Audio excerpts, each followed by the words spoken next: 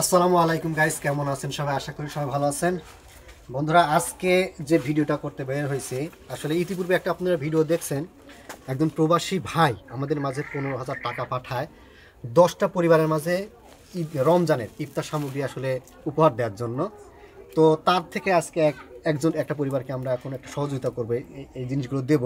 তো আমরা অলরেডি সেখানে চলে আসছি। আর আমরা সবসময় বলে থাকি যে সত্যিকার যারা অসহায়, একদম সত্যিকারে যারা অসহায়, তাদের মাঝেই আমরা সবসময় সহযোগিতা করার চেষ্টা করি। তো আমরা অলরেডি চলে আসছি, আমরা যাচ্ছি। আমরা এই জিনিসগুলো তাদের মাঝে তুলে দেবো এবং কি জানবো তাদের জীবনযাত্রার মান কেমন, কীভাবে চলে, তারা কি করছে না করছে। চলুন দেখাই আপনাদেরকে। বুঝে আসুন।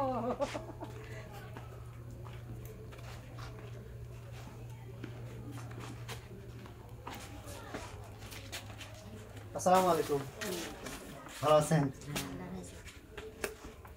এই যে একজন প্রবাসী দর্শক, আমাদের বন্ধু, আমাদের শুভাকাঙ্ক্ষী, উনি আসলে কিছু মানুষের মাঝে রমজানের ইফতার সামগ্রী আসলে দেওয়ার জন্য আমাদের কাছে কিছু টাকা পাঠায়। তো সেখান থেকে আমরা 10টা পরিবারকে সিলেক্ট করেছি। তার মাঝে আপনি জানতে পারছি আপনি নাকি অনেক অসহায়।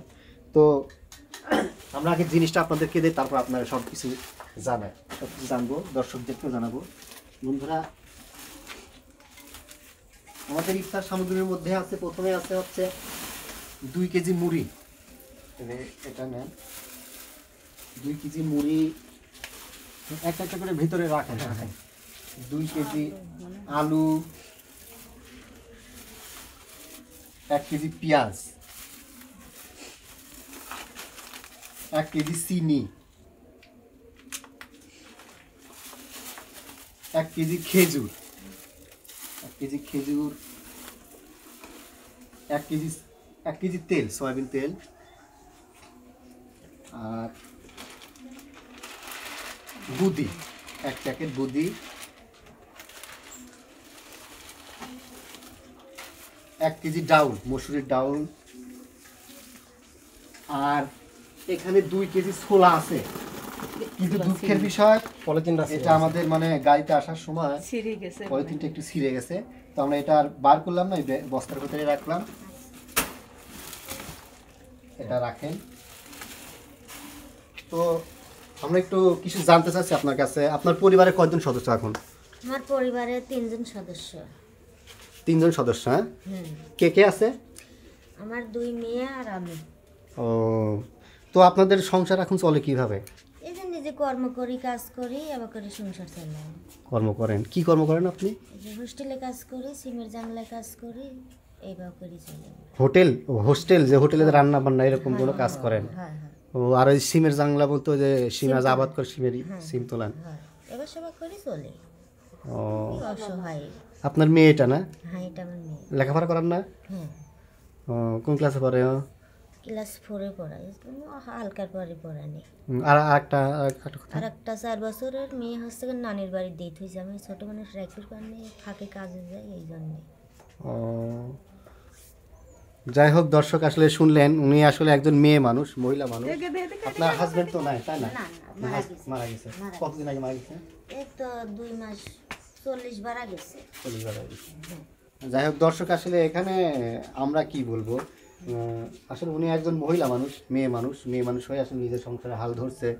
উনি নিজে হোটেলে কাজ করে যতটুকু মজুরি পায় সে ততটুকু দিয়ে।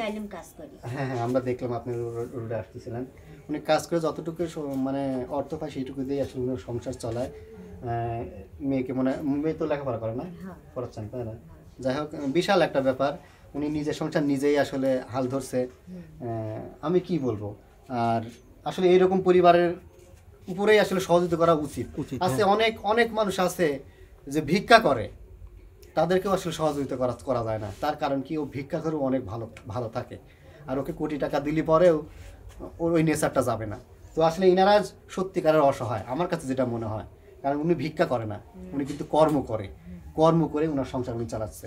তো বন্ধুরা, এই ভিডিওর মাধ্যমে আমি আপনাদেরকে আরও আমার যারা অনেক বন্ধু আছে, দর্শক আছে, তাদেরকে জানাই যে আসলে যদি আপনারা কেউ সহযোগিতা করতে চান, এইরকম পরিবারের পাশে আপনারা দাঁড়াবেন, তাহলে আপনারা সোয়াব পাবেন।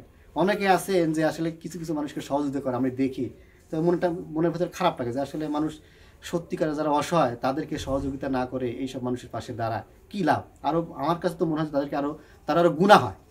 কিছু কিছু জায়গায় মনে হচ্ছে অর্থ দিলে পর আমার কাছে তো মনে হচ্ছে তারা মানে আরও গুণা হয়, স্বভাব তো দূরে থাক, আরও গুণা হয়।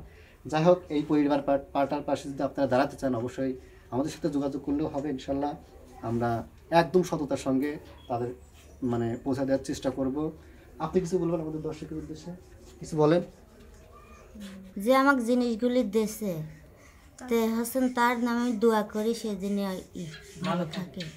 যাই হোক দর্শক, আসলে ওনারা, আমি প্রথমেই বলেছি ওনারা কথা বলতে পারে না, আমিও আসলে তেমন ভালো কথা বলতে পারি না, আসলে গুছায় কথা বলতে পারি না।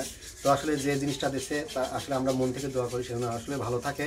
আর আজ এই পর্যন্তই, আমাদের আরও 9টা পরিবারকে এই ত্রাণ সামগ্রী দেওয়া লাগবে, আমরা দেব। তো সবাই ভালো থাকবেন, সঙ্গেই থাকবেন আমাদের সঙ্গে।